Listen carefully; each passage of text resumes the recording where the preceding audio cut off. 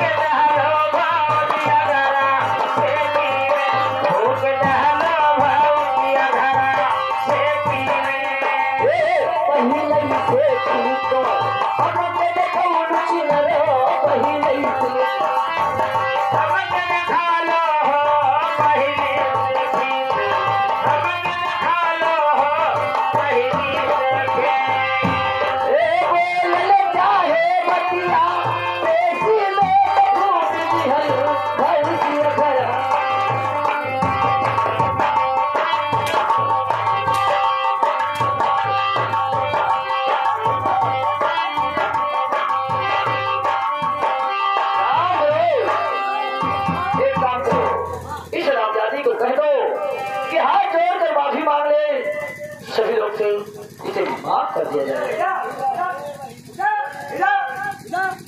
रामरोड अभी कहाँ माफी मांगेगी?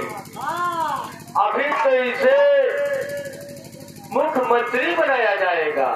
इतना नाम किया है, इसे जो मुख्यमंत्री का अवार्ड देना है। नहीं समझा? मुझे माफ कर दो। अरे छिनार गुजरी, दहली घरवा